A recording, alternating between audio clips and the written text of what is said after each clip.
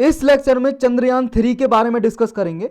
Recently news में इसलिए है क्योंकि नए जो इसरो के चीफ बने हैं उन्होंने अभी ये अनाउंस किया है कि चंद्रयान 3 की टेस्टिंग तेजी से चल रही है। अगले साल मिड तक इसको लॉन्च कर दिया जाएगा। कुछ इस तरह का होगा ये चंद्रयान 3। ये चंद्रयान 2 की पिक्चर देख रहे हो आप। ये चंद्रयान 2 मून पे जो भेजा था चंद्रमा पे। ये चंद्रयान 1 भेजा था अक्टूबर 2008 में और चंद्रयान 2 भेजा था जुलाई 2019 में। चंद्रयान 2 फेल रहा था, आधा सही रहा था और आधा फेल रहा था। आधा सक्सेसफुल रहा और आधा फेल। आधा फेल सक्सेसफुल क्यों रहा वो देखेंगे बाद में, इस पे ध्यान दो आप। अभी ये ऑर्बिटर है, ये सक्सेसफुल रहा था ये पार्ट ये चंद्रयान 2 का। ये ऑर्बिट कर रहा है, चंद्रमा के चारों ओर ऑर्बिट कर रहा है, घूम रहा है चारों ओर। तो ये इंफॉर्मेशन दे रहा है चंद्रमा के बारे में अभी भी इसरो को। इसरो तो आप जानते हो क्या है। इसरो क्या है? Indian space research organisation. हमारे इंडिया की एक स्पेस एजेंसी है जो सैटेलाइट वगैरह भेजती है स्पेस में। बेंगलुरु में इसका हेडक्वार्टर है। 1969 में इसको बनाया था। इससे पहले 1962 में एक इनकॉस्पर नाम की एक ऑर्गेनाइजेशन थी जिसको रिप्लेस करके इसरो को बनाया गया था। चंद्रयान 3 में जो पार्ट होंगे, देखो ये चंद्रयान 2 का ही रिपीट मिशन होगा, लेकिन इसमें क्या है, सिर्फ लैंडर होगा और रोवर होगा। लैंडर और रोवर का मतलब क्या है? देखो इस तरह का रोवर होता है, इसमें पहिए लगे होते हैं, ये भेजा जाएगा। एक होगा लैंडर, उसमें रखा होगा। ये सॉफ्ट लैंडिंग कराने की बात कही गई थी जब चंद्रयान 2 लॉन्च किया था, यानी कि चंद्रयान पे जाता ये और सॉफ्ट आसानी से लैंडिंग करता। लेकिन ये बीच में फाइनल मूवमेंट पे ये फेल हो गया, कनेक्शन टूट गया और इसकी हार्ड लैंडिंग होगी, जाके टकरा गया और डिस्ट्रॉय हो गया। ये फिर सॉफ्ट लैंडिंग नहीं कर पाई, यानी कि आधा मिशन फेल हो गया। लेकिन हाँ, जो ऑर्बिटर था वो तो पहले ही निकल चुका था इससे। देखो लैंडिंग करने से पहले ये पूरा इंस्ट्रूमेंट था, इससे ये ऑर्बिटर पहले अलग हो गया। ये इधर लैंड करना था, इसको लैंड करना था, सॉफ्ट लैंडिंग करानी थी आराम से धीरे से, लेकिन फाइनल मूवमेंट पे इसका कनेक्शन टूट गया और ये टकरा गया, जाके टूट गया। इसी से जब ये लैंड करता, इसी से ये निकलता ये रोवर। ये रोवर वहाँ पे कुछ रिसर्च करता, इसमें कैमरा वगैरह लगे हुए हैं, वहाँ पे देखता क्या क्या रॉक्स चट्टानें मिलती हैं, उनकी फ़ोटो भेजता, तस्वीरें भेजता। लेकिन ये फेल हो गया। अब इसी में वो लैंडर और ये रोवर ये भेजा जाएगा, क्योंकि जो ऑर्बिटर था वो तो चंद्रयान 2 का सही से काम कर रहा है, वो नहीं भेजा जाएगा दोबारा से। ऑर्बिटर तो काम कर रहा है, उसके चारों ओर ऑर्बिट कर रहा है, और चंद्रयान 2 ने ये फाइंडिंग की है, कुछ रिसर्च की है। जो उसका ऑर्बिटर है उसके और जो इंस्ट्रूमेंट है जो काम कर रहे हैं चंद्रयान 2 मिशन के, उन्होंने 2 साल में 2019 में भेजा था, ये 2021 तक 2 साल हो गए लगभग। इस पीरियड में इसने बहुत सारी इंफॉर्मेशन गैदर्ड की है, इकट्ठी की है। ये मून के और उसके इन्वायरमेंट के बारे में कुछ नॉलेज देता है हमको। इसमें जो चंद्रयान 2 मिशन में जो भेजा गया था, ये लैंड कराया गया था डार्क साइड में, लेकिन लैंड हुआ नहीं ना, हार्ड लैंडिंग हो गई, सॉफ्ट लैंडिंग नहीं हो गई। डार्क साइड का मतलब है जैसे जो चंद्रमा हमें दिखाई देता है चमकता, वो हमें जो साइड दिखाई देती है इसके विपरीत दिशा में, अपोजिट साइड में इसको लैंड कराने की बात कही गई थी। लेकिन इसका ऑर्बिटर ही सिर्फ अभी ऑर्बिट कर रहा है, इसके चारों ओर चक्कर लगा रहा है। इसमें एक इंस्ट्रूमेंट और भेजा था, सोलर एक्सरे मॉनिटर नाम का, XSM नाम का, चंद्रयान 2 में। ये सन की स्टडी करने के लिए, जो सूरज है उसकी अध्ययन करने के लिए ये भेजा गया था। चंद्रयान 2 का जो प्राइम ऑब्जेक्टिव था, मुख्य उद्देश्य जो था इसका, ये था टारगेट कि जो इंडिया के पास सॉफ्ट लैंडिंग कराने की एबिलिटी है, ये पूरे वर्ल्ड को डेमोन्स्ट्रेट करना था, दिखाना था इंडिया को।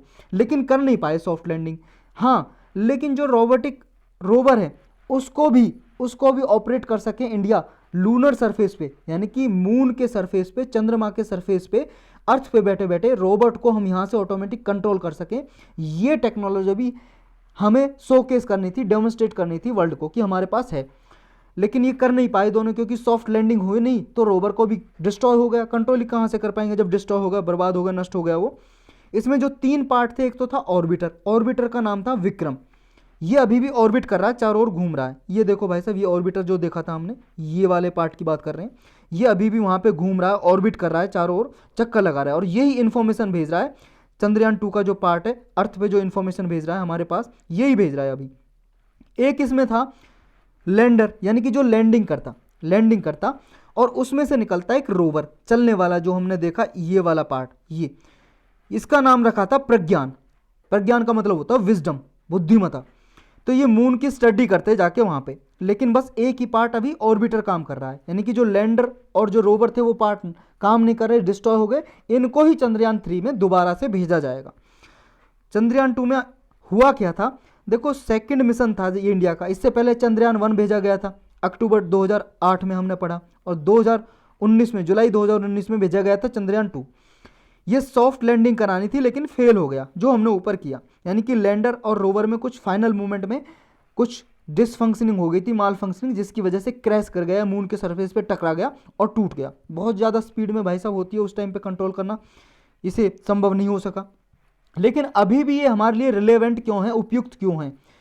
क्योंकि देखो फेलियर के बाद भी इसका ऑर्बिटर तो काम कर रहा है, और भी कई सारे पार्ट कर रहे हैं ऑर्बिटर के साथ साथ, उनसे हम इंफॉर्मेशन जुटा पा रहे हैं। इन्हीं से साइंटिफिक पेलोड थे जो, उनसे इंफॉर्मेशन गैदर कर रहा है इसरो। इस वजह से ये अभी भी इंपॉर्टेंट है। कौन कौन सी इंफॉर्मेशन इसने गैदर की है?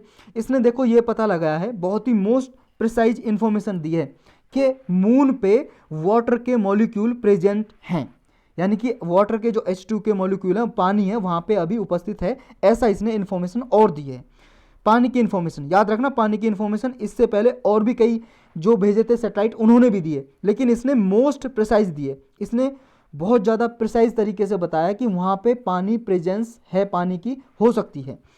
दूसरा, इसने माइनर एलिमेंट की प्रेजेंस बताई है। ये फॉर द फर्स्ट टाइम हुआ है, पहली बार इसने डिटेक्ट किया है किसी सैटेलाइट ने कि मून पे जैसे अर्थ पे मिलते हैं ना क्रोमियम, मैग्नीज, सोडियम, वहाँ पे भी पाए जाते हैं।